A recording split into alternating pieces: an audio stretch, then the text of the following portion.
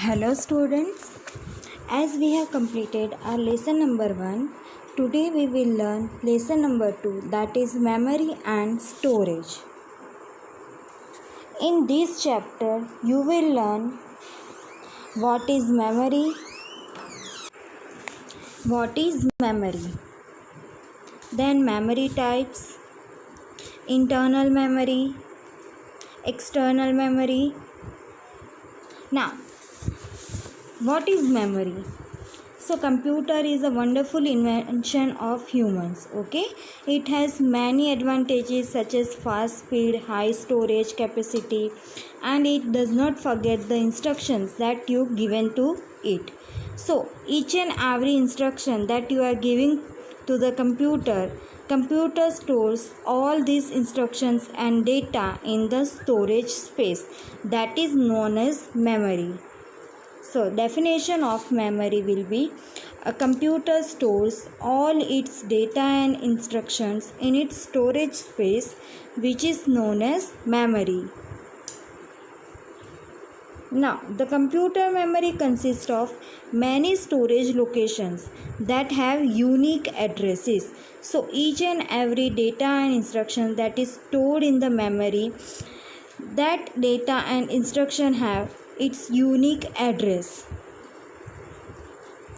Each address holds one alphanumeric character. That address is named by alphanumeric character that we are giving to it.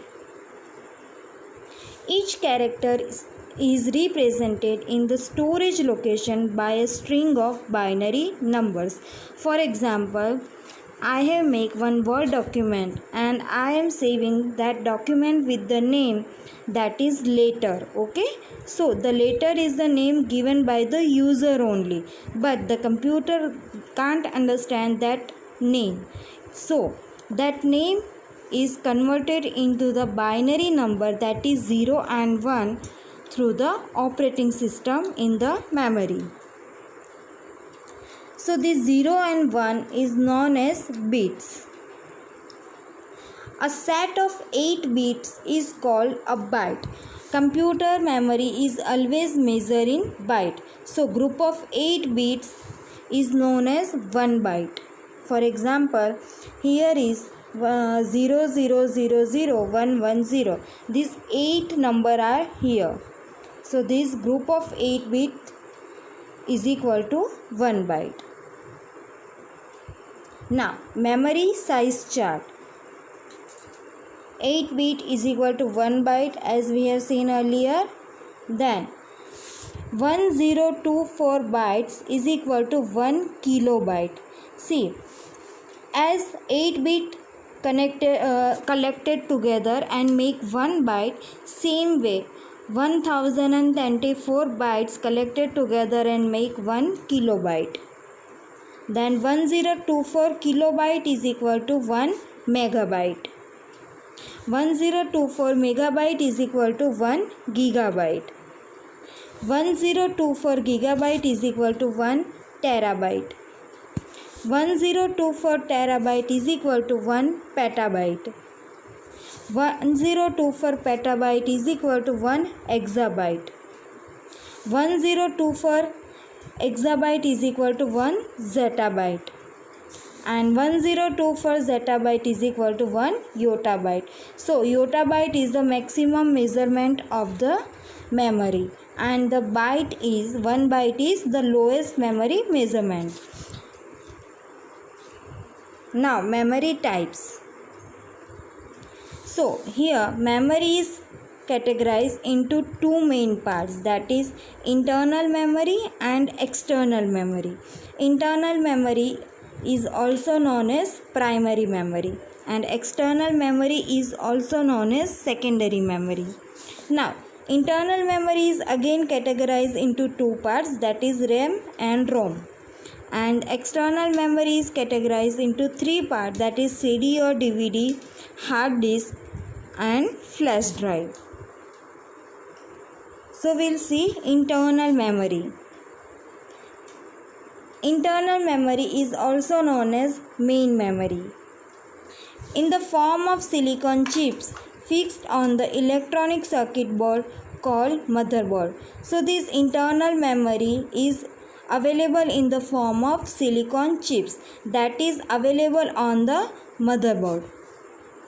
See, here is the figure of motherboard that is available in our CPU, which is inside the CPU.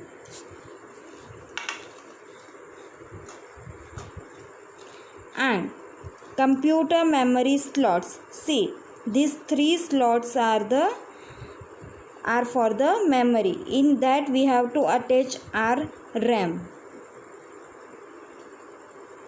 RAM, that is random access memory, is the internal memory of the CPU.